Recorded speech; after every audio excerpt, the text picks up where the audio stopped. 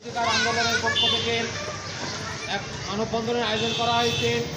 আজকে এই মানববন্ধনে মূল প্রতিপাদ্য হচ্ছে আগামীর যে সংবিধান তৈরি হতে যাচ্ছে, আগামীর সংবিধানে দলিত জনগোষ্ঠীর যেন পরিস্থিতি থাকে, দলিত জনগোষ্ঠীর যেন অধিকার নিয়ে কথা থাকে, পিছিয়ে পড়া জনগোষ্ঠীর যেন এগিয়ে আসার যে তত্ত্ব সেটি যেন সংবিধানে লিপিবদ্ধ হয় আমাদের মূল দাবি।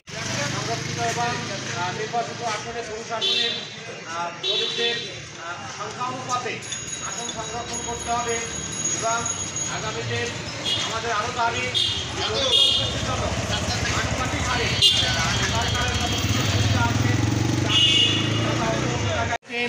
আমাদের জাতীয় সংসদ সহ সকল ক্ষেত্রে আনুপাতিক হারে কোঠা নিশ্চিত করার দাবি জানাচ্ছে এবং আমাদের যারা ভূমিহীন দলিত এবং শহরে যারা বিভিন্ন কলোনিতে বাস করছেন সরকারি জায়গায়, তাদের যেন সেই সমস্ত জায়গায় বহুতল ভবন নির্মাণ করে এই সমস্ত পরিচ্ছন্নতা কর্মীদের জন্য আবাসের ব্যবস্থা করা হয়। আমাদের সকল বিশ্ববিদ্যালয় দলিতদের জন্য ভর্তি কোটা নিশ্চিতের দাবি জানাচ্ছি। তাহলেই আজকের যে দিবস মানবিক আজকের এই মানববন্ধনের আয়োজকদেরকে শুভেচ্ছা জানাই এই কারণে যে এটি একটি অনন্য দিবস। সমস্ত শিক্ষিত জনতার, সচেতন মানুষের উচিত এই সমাবেশে এবং এই দিবসটি পালন করা।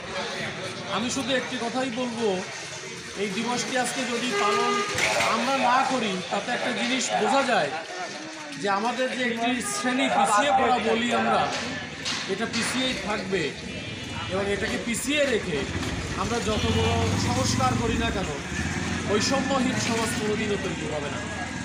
যদি বৈষম্যহীন সমাজ সত্যিকার অর্থে তৈরি করতে হয় তাদেরকে আমি অনুরোধ করব, আপনারা পিছিয়ে পড়া জনগোষ্ঠীকে কীভাবে পিছন থেকে উঠায় আনা যায় সামনে সবার সঙ্গে সেই দিকে দৃষ্টি দিন।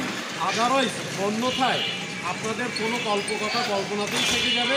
ও নিয়ে আমাদের খুব বেশি সময় নষ্ট করার দরকার আছে বলে আমি মনে করি না। আমাদের এই দিবসকে আমি এই দিবস উপলক্ষে সবাইকে সাধুবাদ জানাই। আমরা নিশ্চয়ই আমাদের ব্যক্তি জীবনে এই দিবসটির চর্চা করব। আমি এই আহ্বান রেখে আমাদের